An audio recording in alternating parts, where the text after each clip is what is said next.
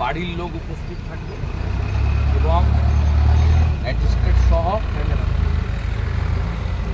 এই দাবিগুলো পবিত্র বুঝে নিয়েছে। এই দাবিগুলো তুমি করো। আর আজকে বেলা 12টা থেকে গোটা খেজুরি জুড়ে বিক্ষোভ মিছিল। না, এই তো হিন্দু বলে মেরে দিয়েছে।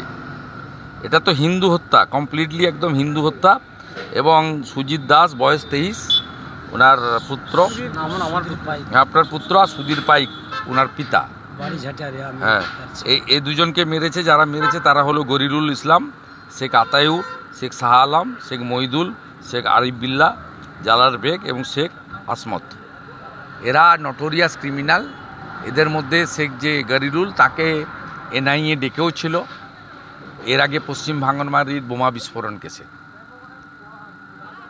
কমপ্লিটলি এদেরকে খুন করা হয়েছে। এটা নিয়ে কোনো দ্বিধাদ্বন্দ্ব বিষয় নেই।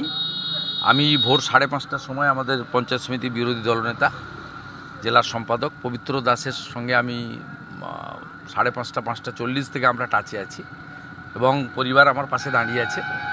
পরিবার পরিষ্কার মার্ডার কেস। এদেরকে যতক্ষণ না তুলছে কোনো এই বিষয়ে কম্প্রোমাইজের কোনো জায়গায় পরিবার নেই। এবং পরিবারের পক্ষ থেকে রাজ্য সরকারের হসপিটালে ময়না তদন্ততে আপত্তি নেই, কিন্তু স্বাস্থ্য দপ্তরকে বা সিওমইচকে স্বাস্থ্য দপ্তরের মাধ্যমে কেন্দ্রীয় হসপিটাল থেকে কোনো ডক্টরকে এনে পোস্টমর্টম করতে হবে, 1 নম্বর। দ্বিতীয় নম্বর হচ্ছে পরিবারের লোককে পোস্টমর্টমের সময় থাকতে হবে। এই যে সুজিতের যে আপনার বডি পাওয়া গেছে, মুখে রক্ত, মাথায় দাগ, আপনার বাবাকে দেখতে দিয়েছে?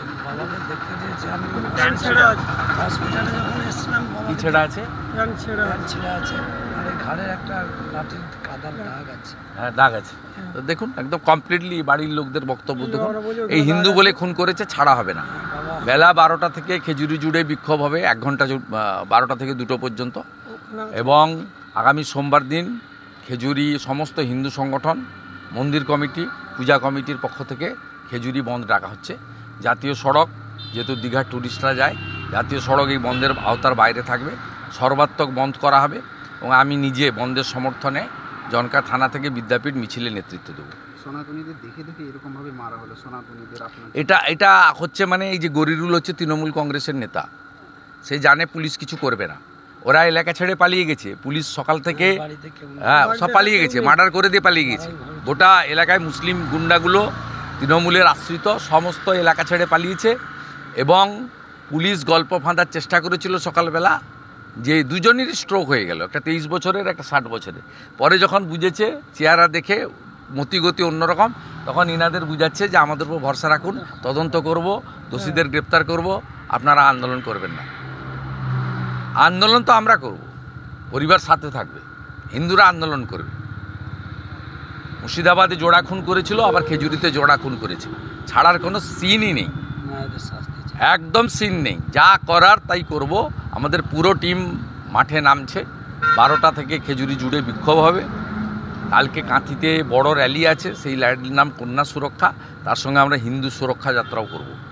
এবং আগামী সোমবার খেজুরি জুড়ে সমস্ত হিন্দু সংগঠন, মন্দির কমিটি, ক্লাব কমিটি বন্ধ পালিত হবে 12 ঘন্টার। এবং আমি নিজে জনকা থেকে বিদ্যাপীঠ বন্ধের সমর্থনে মহামিছিলে নেতৃত্ব দেব। ছাড়ার কোনো জায়গা নেই। ধ্বজ নিয়ে আন্দোলন হবে, হিন্দু সুরক্ষা এবং হিন্দু স্বার্থে লড়াই হবে, কোনো কম্প্রোমাইজ নেই। রাত্রে 2:30টার সময় বেছে বেছে হিন্দুদেরকে খুন করবে, আর খুন যারা করেছে দরজা বন্ধ করে দিয়ে পালিয়ে যাবে, আর পুলিশকে দিয়ে গল্প ফাঁদার চেষ্টা হবে। এখানে অন্তত এটা আমরা করতে দেবো না। এটা ক্যানিং ভাঙড় নয়, যা খুশি করে নেবেন ডেকে নিয়েছে। এটা দক্ষিণ 24 পরগনা নয়, এটা পূর্ব মেদিনীপুর।